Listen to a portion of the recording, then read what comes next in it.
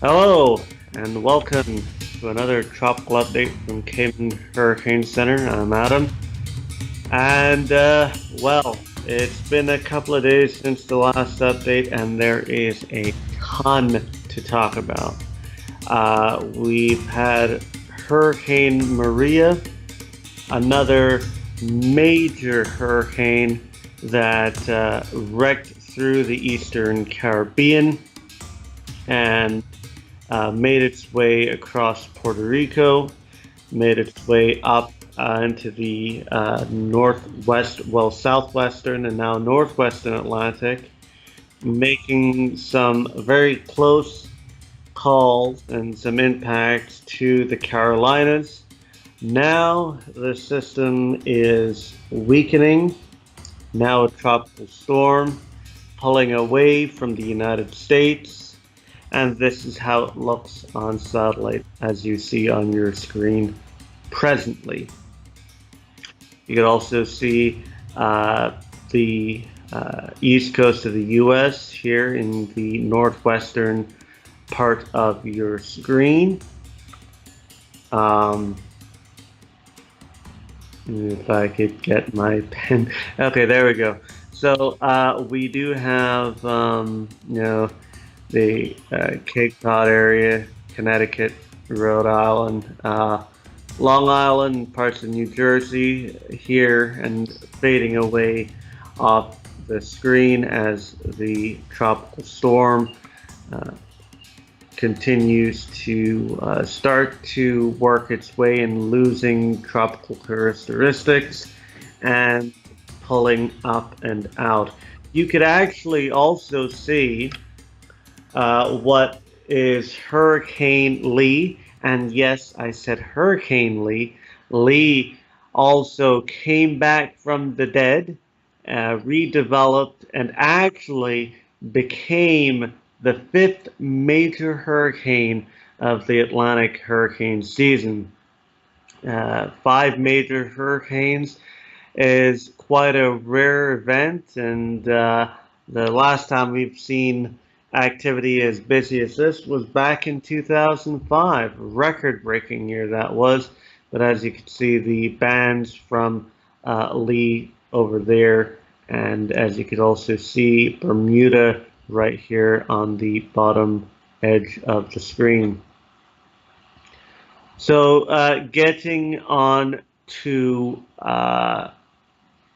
Lee and how it looks, I'll pop this on here, and then we'll go into detail with the forecast for both of these systems, because they're quite interesting, quite unique, the forecast for both of these systems here.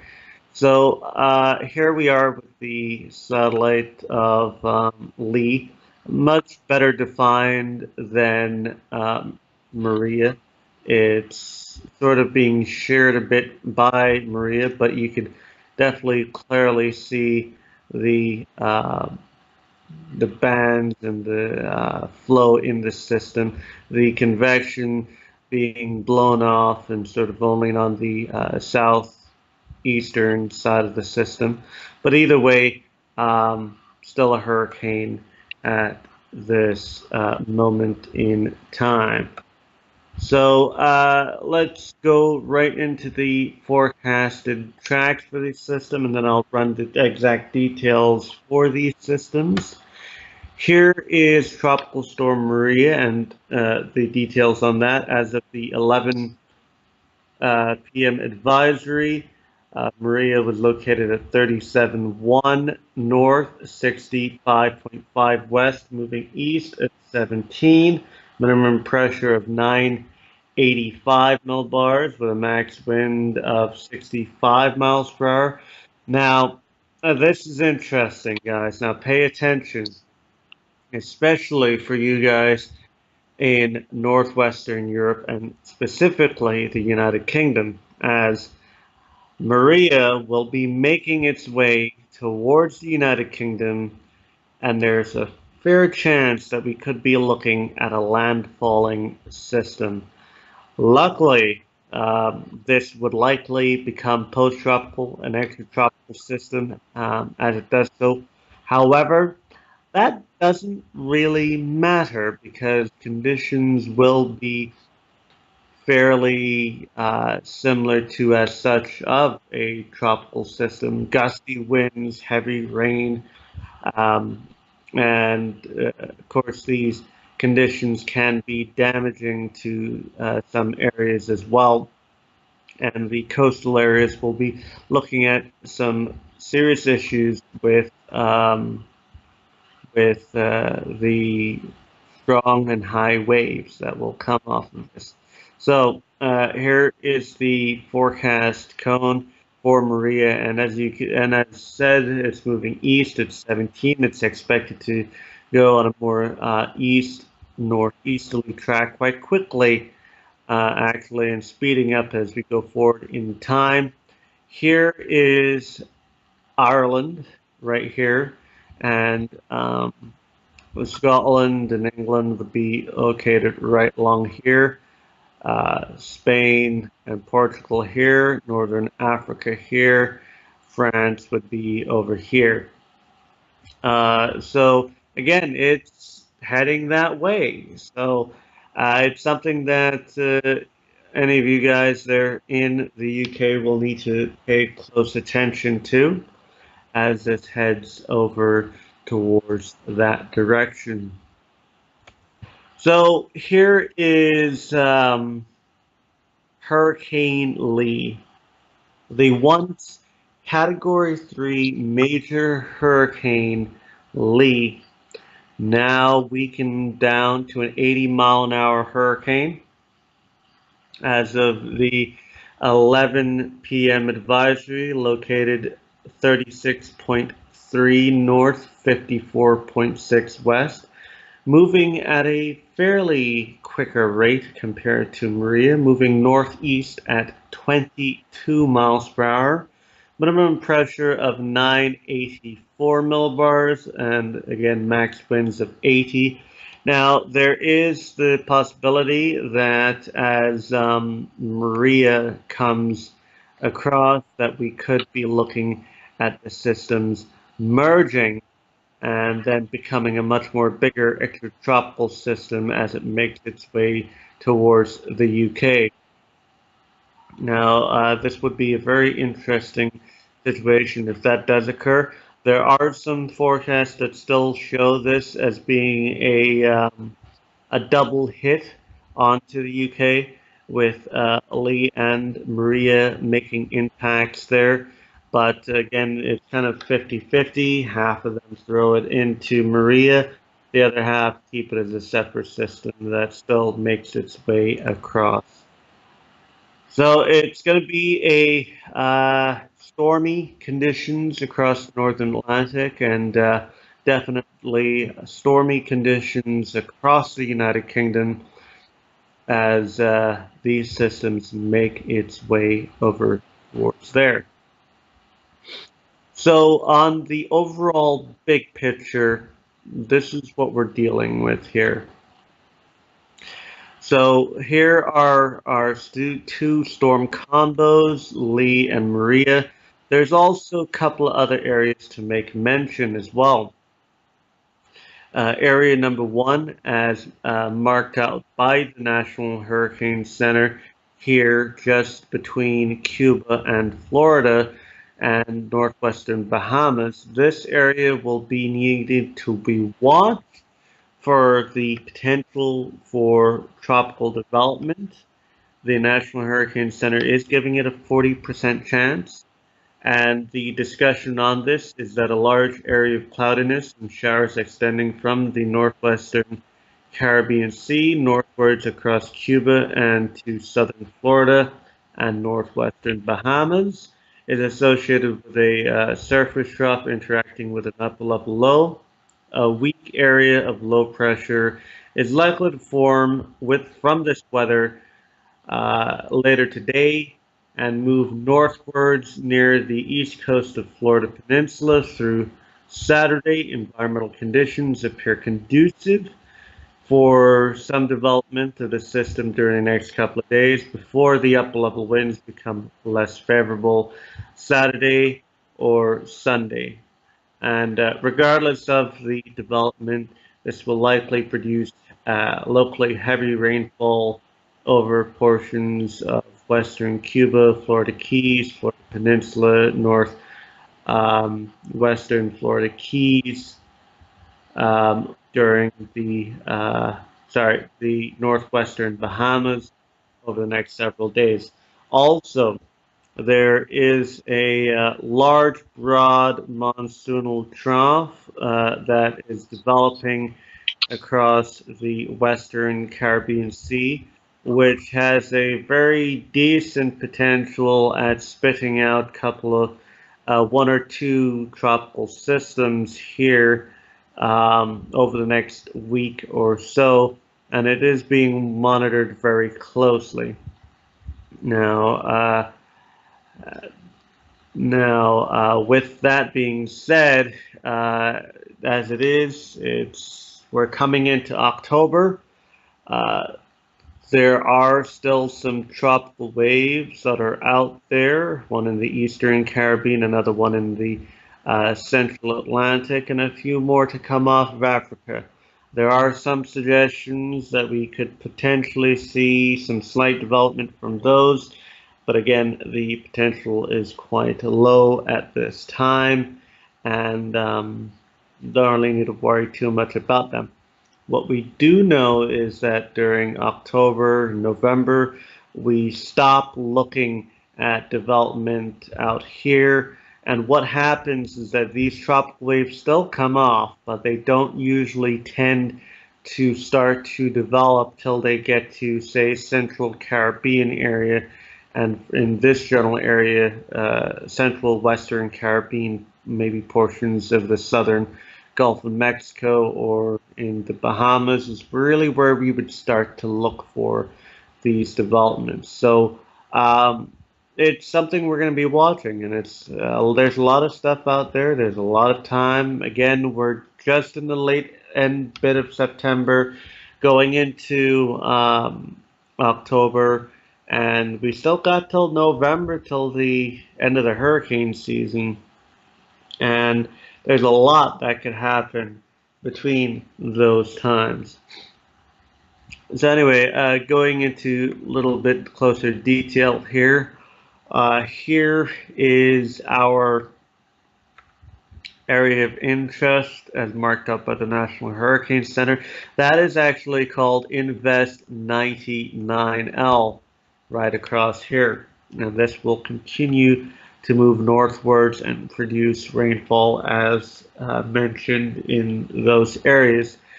The overall cloudy, stormy conditions that is coming along here, around here, is mostly due to the monsoon trough that is developing along Central America, and this monsoon trough will continue to lift northwards and a bit northeastwards and continue across the Western Caribbean Sea. Now, there are some suggestions, and their models are coming more into agreement with developing the next system here in the Western Caribbean Sea. Matter of fact, pretty much kicking off the low pressure area down here.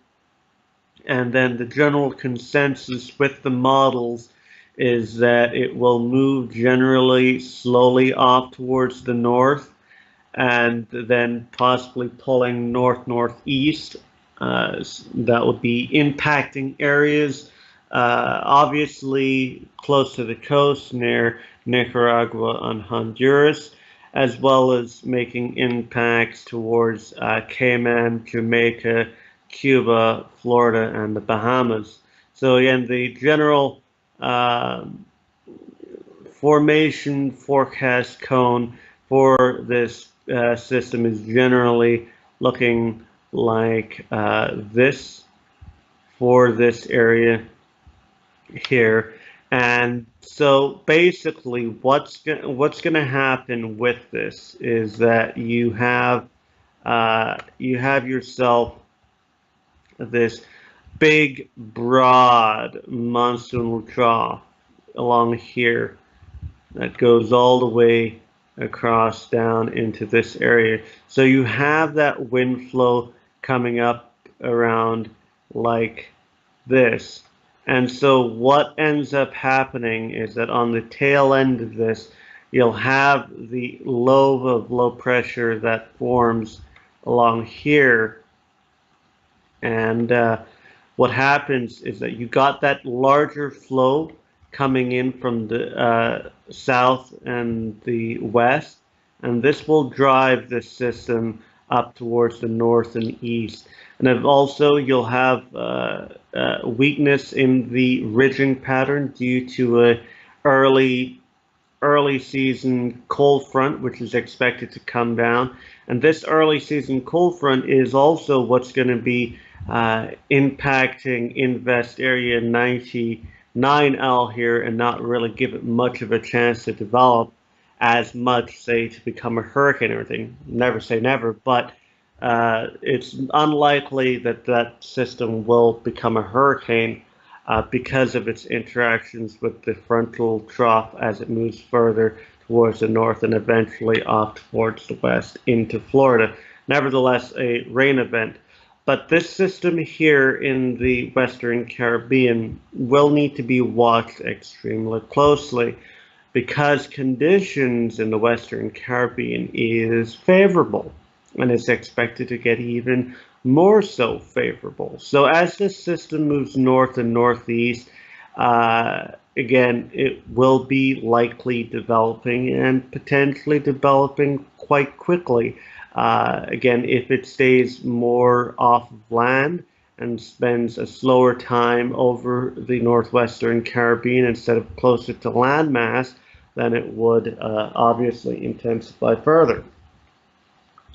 So we'll be watching this. This is really supposed to be taking off, say, early part of next week. The low should form somewhere down here within the early part of the next week and then slowly make its way northwards and possibly be taking off, say, late week going into weekend. So talking as such with the favorability of conditions, here is this. This is one of the key factors that we'll be looking into. This is the ocean heat content. Now this map has recently been updated and my God, this thing is really, really blown up. The area of high ocean heat content extends all the way from Haiti all the way across to Nicaragua, Honduras, through the Gulf of Honduras, off of Belize, the Yucatan, off Cuba. This area is really, really high and it's been expanding quite a bit. Now, this is quite concerning, as mentioned with the developing system that will take place somewhere along here. As it moves northwards, it'll be getting into that high ocean heat content. And there's a good chance that if things line up, this thing could ramp up into a serious system.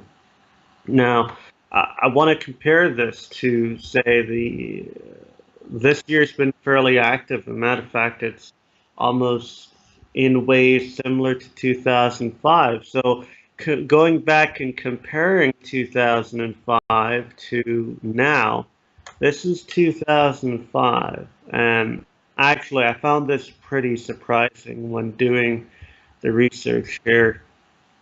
How much of a stark difference the ocean heat content is. Let me just draw this out here. So your main bulk of the highest ocean heat content is only in this area of the northwestern and central Caribbean. So if we were to compare that now to what we have,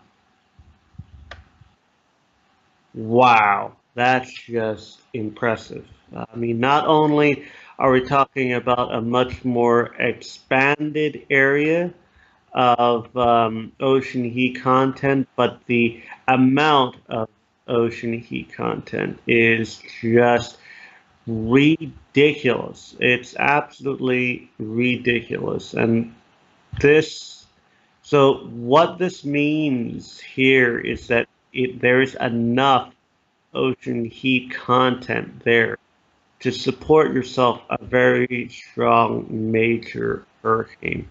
Again, you could support yourself with a weak to moderate hurricane in this kind of ocean heat content here.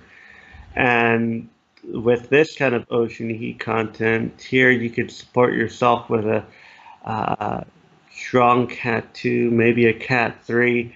This stuff, this is the kind of stuff you see building up Cat 5 hurricanes and so on, right? This is some really high stuff.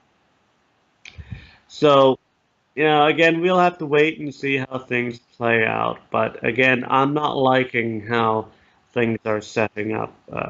But we'll see. We'll see. With the upper level winds, this is how it is at present. And again, you have a upper level low that is here in the western Gulf of Mexico. This upper level low is sort of supporting the buildup of convective activity in the northwestern Caribbean. There is a small sliver of favorable conditions to where 99 is located. And as this moves further north, there will be a little bit of slackening of the wind shear across this area. And it should allow this system to, say, develop and intensify a little bit as it moves towards the north and then eventually off towards the west. And then eventually merge in with the whole frontal system and then eventually move out. But for the development of this other Western Caribbean system, we do have ourselves an upper level anticyclone here that has an upper level ridge that extends all the way down into the southwestern Caribbean. And this will probably stick around. This will probably continue to move more over here, set itself up over the system, and actually allow the Caribbean system to really pop and blow as we go forward in time. So it'll be something that we will also be monitoring very closely over the next few days. So we'll watch that. The other thing I want to mention here, this is something that I was wanting to do for several days now, is to update you on the ENSO conditions. And as I've mentioned in earlier updates and social media discussing about my hurricane season forecast and what we were expecting for this hurricane season, well, we are now going in towards that La Nina, like I said, we were probably going to get into earlier this year. So this is how the sea surface anomaly chart looks like at present time. And so here's this developing La Nina we have here in the equatorial Pacific. And there's even spots of blues, colder anomalies starting to pop up here in the tropical Eastern Pacific as well. You also notice there are a couple of cool spots up along here. These are cold water wakes from the recent hurricane activity. As you may have saw in earlier charts and earlier updates, even here it cooled off a bit with Harvey. That has since warmed up. But one of the constant things here that has been sticking around here is the very warm Western Caribbean Sea, and even extending out into the Gulf of Mexico here. But key thing is that, with this cold anomalies picking up along here, warm anomalies here, this would allow for that that rising of convective motion in the Western Caribbean, and that will help with the development of tropical systems. especially going into October, November. And that's why we're looking at October, November to potentially being quite active as we end out hurricane season. And you know what? I'm not even going to rule out saying we could potentially even see some development into late November into December. I'm not ruling it out.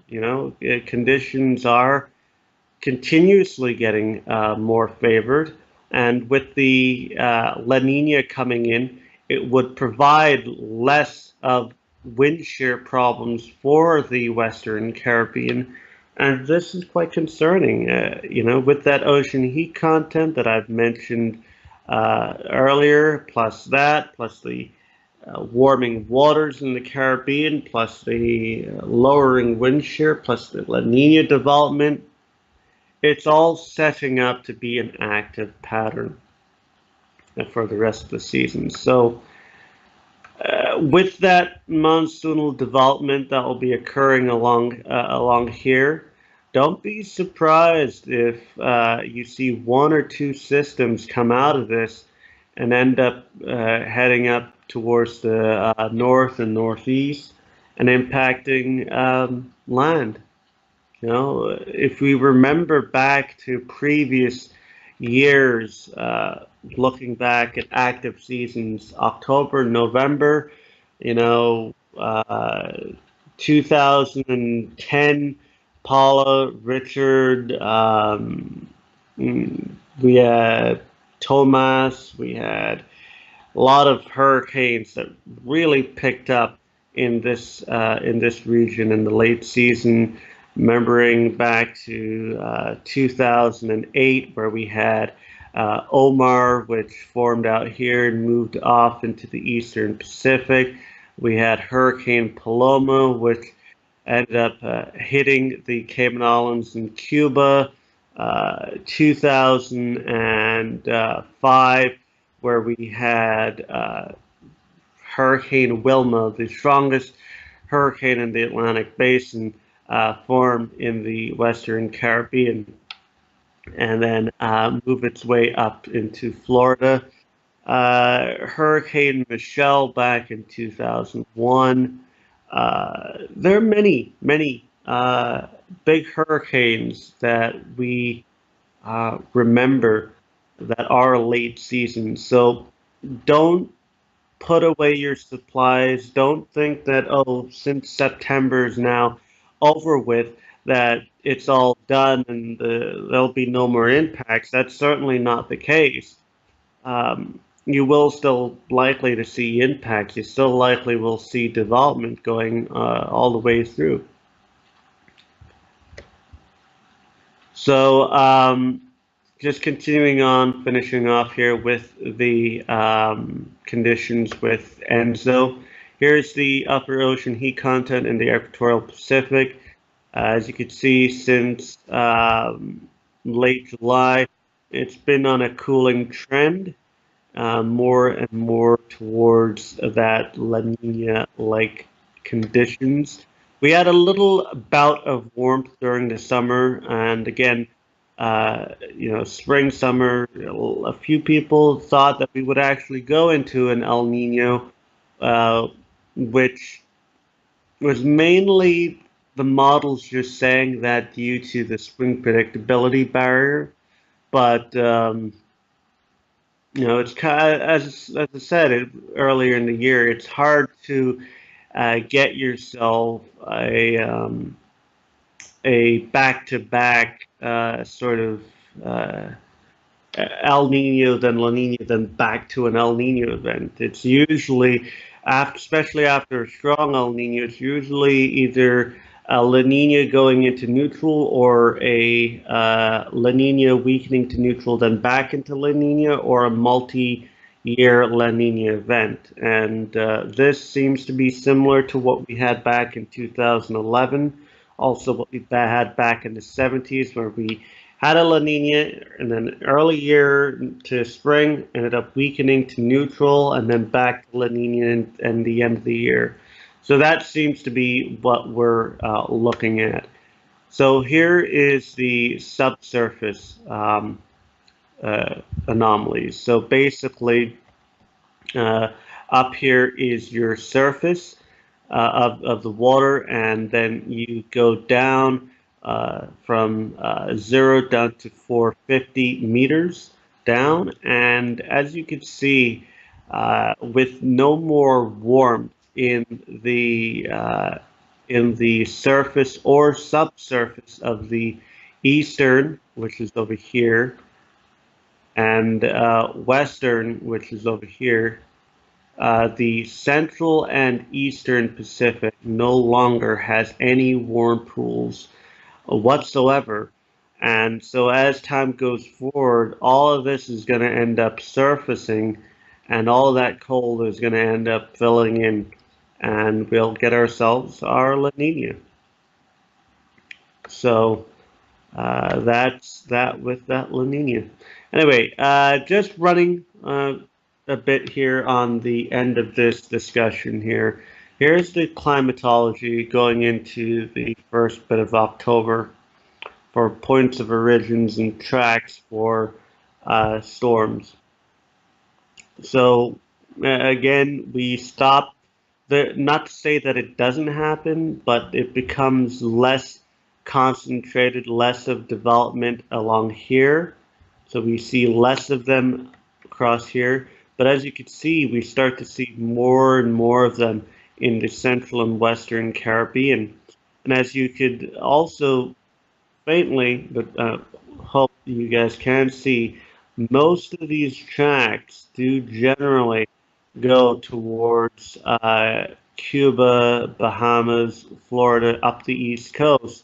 So again, you know, most of these systems that do form here, that's the general track they do take.